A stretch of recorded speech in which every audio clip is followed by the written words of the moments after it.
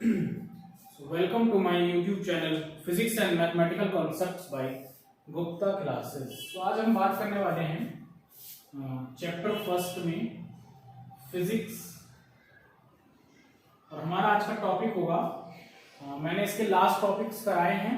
आज हमारा टॉपिक होगा सॉलिड एंगल, जिसे हम ओमेगा से शो करते हैं। What is a solid angle? देखिए मैं आपको एक डायग्राम के थ्रू समझाता हूँ। सपोज कीजिए एक सर्कल है और इस सर्कल का सेंटर है O।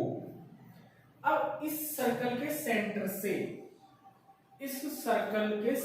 सर्कल के सरफेस या पॉइंट्स, जहां पर हमारा कोई भी पॉइंट होगा P, वहां तक की डिस्टेंस हमारी R है, या फिर हम इसे रेडियस भी बोल सकते हैं। ठीक है, ये रेडियस भी होती है। और हमें यहां एक हमने स्मॉल या फिर आप ये कह लीजिए छोटा, हमने स्मॉल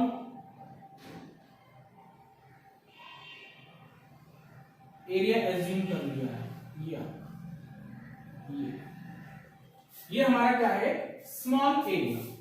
सो जो हमारा इलेक्ट्रिक फील्ड है, सपोज कीजिए वो इस साइड डायरेक्शन में, और इस स्मॉल एरिया का जो एरिया वेक्टर होगा, एरिया की डायरेक्शन होगी। तो एरिया की डायरेक्शन क्या होती है? किसी भी एरिया की, किसी भी प्लेन सरफेस या एनी सरफेस एरिया, सरफेस का जो एरिया होता है, उस एरिया की डायरेक्शन होती है उसके परपेंडिकुलर। सो डायरेक्शन ये हो जाएगी, या हम इसको एन कैप भी कह सकते हैं। सो ये इसकी क्या हो जाएगी?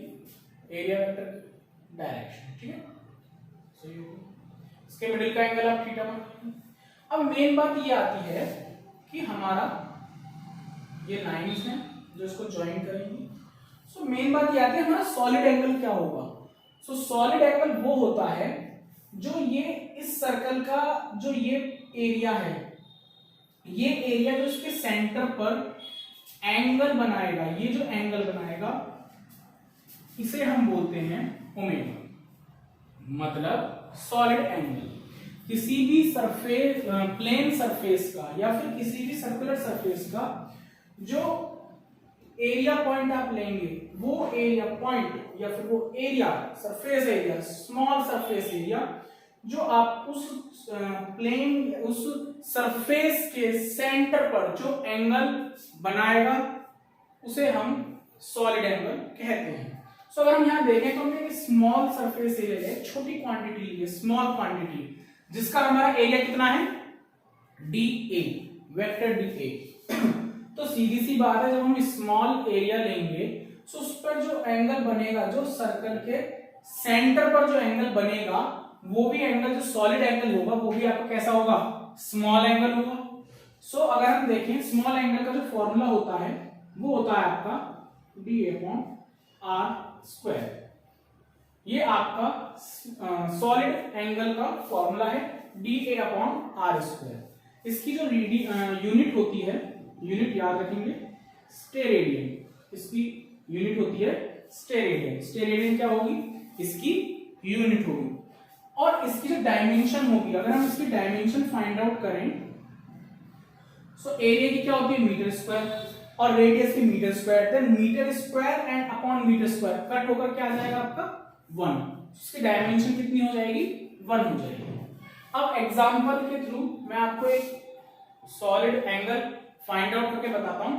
सपोज कीजिए क्वेश्चन ये है कि किसी भी सर्कल का आपको सॉलिड एंगल फाइंड आउट करना है। सो आप कैसे फाइंड आउट करेंगे? सो अगर हम देखें तो हमारा कोई भी सर्कल है। अब हमें इस सर्कल का, इसी सर्कल को ले लेते हैं, ये हमारा एक सर्कल है और इस सर्कल का हमें सॉलिड एंगल फाइंड आउट करना है। सो हमारा फॉर्मूला ये होता है। अब ये जो फॉर्मूला है ये इस सर्कल के एक स्मॉलर पार्टिकल का है, स्मॉलर पार्ट का है। मतलब कि सर्कल जो है, हमने इस सर्कल को छोटे छोटे पार्ट्स में डिवाइड कर दिया है, तो हमने बस उसका एक पार्ट लिया है, एक स्मॉल पार्ट। ठीक है, अब हम क्या काम करेंगे? हमें तो पूरे सर्कल का सॉलिड एंगल फाइंड आउट करना है, पूरे के पूरे सर्कल का सॉलिड एंगल। तो हम क्या करेंगे? हम इसका इंटीग्रल कर देंगे। सो इंटीग्रल बोथ साइड, मैं इसका दोनों साइड से क्या कर दूंगा?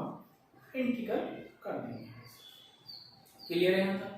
अब जब आप देखिए, जब आप इसका इंटीग्रल करेंगे इंटीग्रल क्या काम करता है, क्योंकि सरफेस आपका बंद है तो इसको आप क्लोज इंटीग्रल भी कर सकते हैं, क्योंकि आपका सरफेस क्लोज्ड है।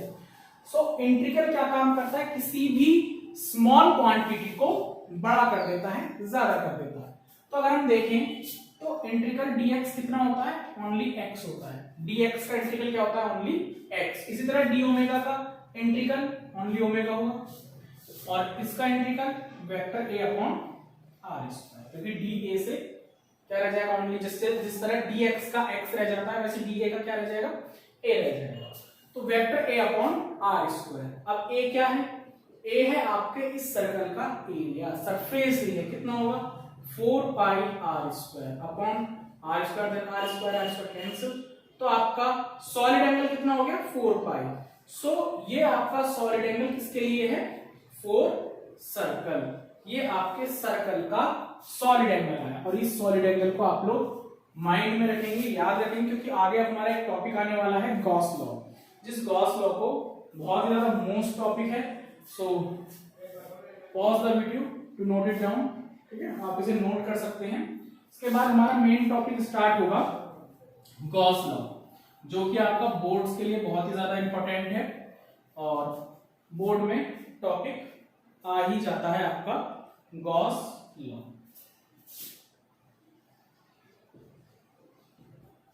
तो क्या होता है गॉस लॉ, गॉस लॉ क्या है, सबसे पहले हम गॉस लॉ के बारे में जानेंगे कि गॉस लॉ है क्या, उसके बाद इसका हम डेरिवेशन भी करेंगे, ये आया कहां से, गॉस लॉ भी बोल सकते हैं गॉस लॉ। सो देखिए गॉस लॉ जो होता है, मैं आपको बताऊंगा, मैं एक डायग्राम बनाता हूं। ये सपोज कीजिए हमने एक सर्कल लिया, सर्कल का सेंटर O है, जिस पर एक पॉजिटिव Q चार्ज है। इस पॉजिटिव Q चार्ज से R मीटर की डिस्टेंस पर कोई पॉइंट P है, क्या है, R मीटर की डिस्टेंस पर कोई पॉइंट P है, ठीक है, ये आपका एरिया हो गया, ठीक है।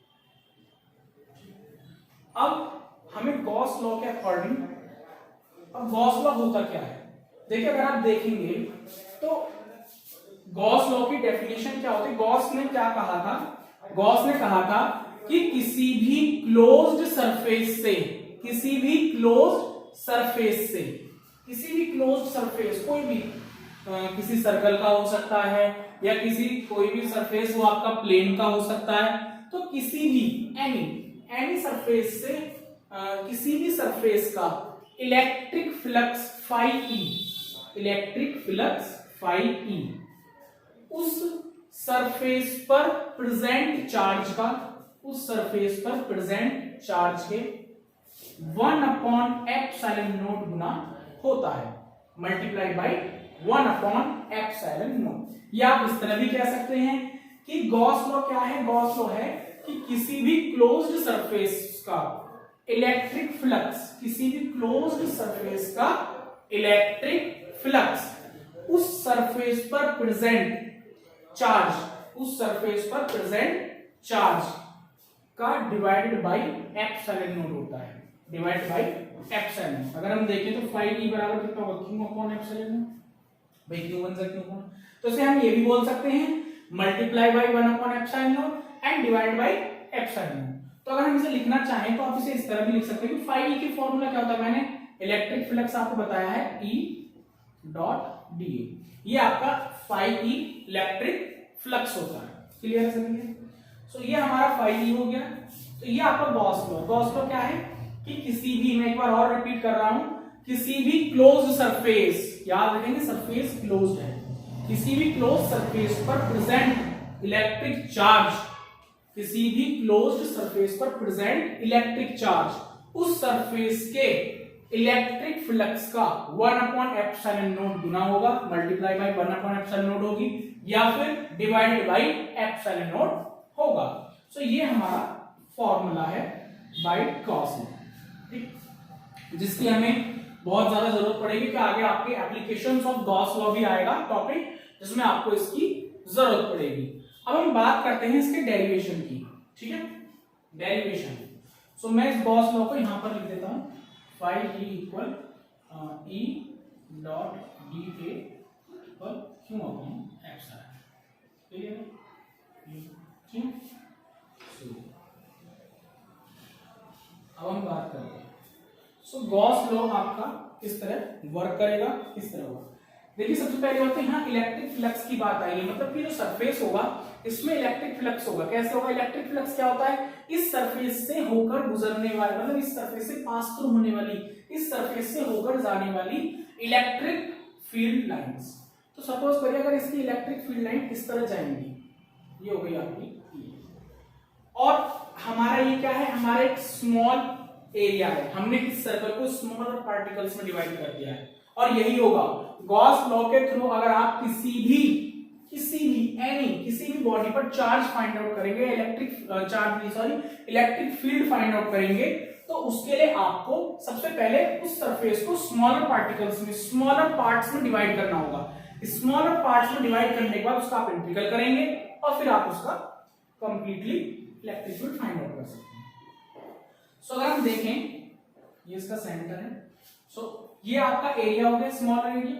इस स्मॉल एरिया का वेक्टर क्या होगा, उसकी डायरेक्शन क्या होगी, परपेंडिकुलर होगी इस एरिया के बिल्कुल परपेंडिकुलर। ये आपका इलेक्ट्रिक फील्ड है, इनके मिडिल में बनने वाला एंगल हम क्या मान लेते हैं, थीटा। क्लियर है सभी को? कोई प्रॉब्लम तो नहीं? अच्छा, सो हमारा सबसे पहले बात तो इलेक्ट्रिक फ्लक्स का फॉर्मूला क्या होता है, फाई ई इक्वल क्लोज्ड है सरफेस ई डी ए, मतलब कि इस एरिया से गुजरने वाली इलेक्ट्रिक फील्ड लाइन, ये इलेक्ट्रिक फील्ड। अब देखिए जरा, ये हमारा हो गया। डीए क्यों लिया, क्योंकि हम स्मॉलर क्वांटिटी ले रहे हैं, ठीक है। और जब हम स्मॉलर क्वांटिटी ले रहे हैं, स्मॉलर पार्ट ले रहे हैं, स्मॉल पार्ट ले रहे हैं, तो उसका फ्लक्स भी क्या होगा, इलेक्ट्रिक स्मॉल होगा, मतलब कि स्मॉलर होगा, ठीक है। सो हमें करना क्या, हम क्या करेंगे, देखिए ये एक पॉइंट चार्ज है, इस पॉइंट चार्ज की वजह से इस पी पर बनने वाला इलेक्ट्रिक फील्ड क्या होगा, ठीक, electric field due to a point charge at P. इस पॉइंट चार्ज की वजह से पी पर बनने वाला इलेक्ट्रिक फील्ड क्या होगा। सबसे पहले कूलॉम्स लॉ के बाद जो हमारा डेरिवेशन हुआ था इस चैप्टर 1 में, वो यही था, किसी भी एक पॉइंट चार्ज की वजह से,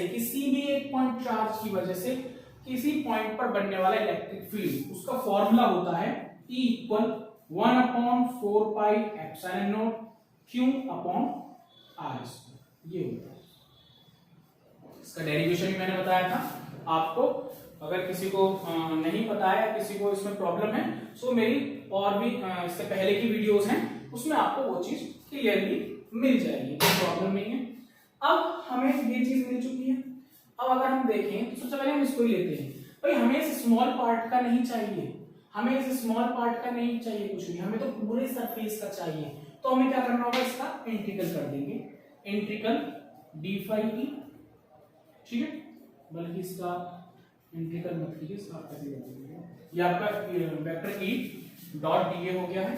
अब हमें क्या करना है, इसका भी हम क्या कर देंगे, इंटीग्रल कर देंगे, ठीक है। डी फाई ई का इंटीग्रल क्या होगा, ओनली फाई ई। मैंने बताया था इंटीग्रल dx क्या होता है, x होता है। इसी तरह यहाँ पर vector E close integral dA, close integral dA क्या होगा, वेक्टर ई डॉट dA का क्या हो जाएगा इंटीग्रल आपका a। क्लियर है। Phi E equal dot product क्या होता है, EA cos theta, EA cos theta, क्योंकि वेक्टर डॉट प्रोडक्ट अगर एक क्रॉस होता तो क्या होता, EA sin थीटा। तो phi E EA cos theta, E की वैल्यू कितनी है आपकी 1/4 pi epsilon naught Q upon R square A cos theta. अगर आप देखें तो Q upon 4 pi epsilon naught A upon R square cos theta, ये हो गया आपका A upon R square cos theta. अब अगर आप यहाँ ध्यान से देखेंगे क्लियरली, तो A अपॉन R स्क्वायर, ये A अपॉन R स्क्वायर आखिर क्या है, what is the a upon R square. मैंने अभी अभी आपको सॉलिड एंगल का डेरिवेशन पढ़ाया है, पूरा सॉलिड एंगल के बारे में बताया था कि सॉलिड एंगल क्या होता है। सॉलिड एंगल क्या होता है? सॉलिड एंगल होता है आपका d omega equal d upon R square. अगर हम d हटा देते हैं पूरे के पूरे सरफेस का, तो अगर हम देखें तो सॉलिड एंगल हमारा क्या है? Omega equal D A upon R square. ठीक है, सो हम यहाँ पर D omega equal D A upon R square है, क्योंकि स्मॉल क्वांटिटी का, अगर हम बड़ी क्वांटिटी का पूरे का लेंगे तो हमारा omega equal A upon R square होता है। क्लियर है? सो अगर हम देखें यहाँ 5e equal Q upon 4 pi epsilon not, तो ये क्या होगा? ए अपॉन आर स्क्वायर क्या है? कॉस में एंगल है, तो ये पूरा क्या हो जाएगा आपका? ओमेगा। क्या होगा? ओमेगा। और अगर हम देखें Q upon 4 pi epsilon not, omega जो है आपका सॉलिड एंगल है और एक सर्कल है। सर्कल का सॉलिड एंगल मैंने आपको बताया था क्या होता है? 4 पाई। सो 4 पाई से 4 पाई कैंसिल, तो 5 ये आपका कितना आ गया? Q upon epsilon not. तो यही आपके क्या है? Gauss elimination. सो इस तरह है आपका टॉपिक बोर्ड्स के लिए बहुत ज्यादा इंपॉर्टेंट है। जो स्टूडेंट्स बोर्ड्स की प्रिपरेशन कर रहे हैं उनके लिए बहुत ही अच्छा टॉपिक है बोर्ड्स के लिए। क्लियर है?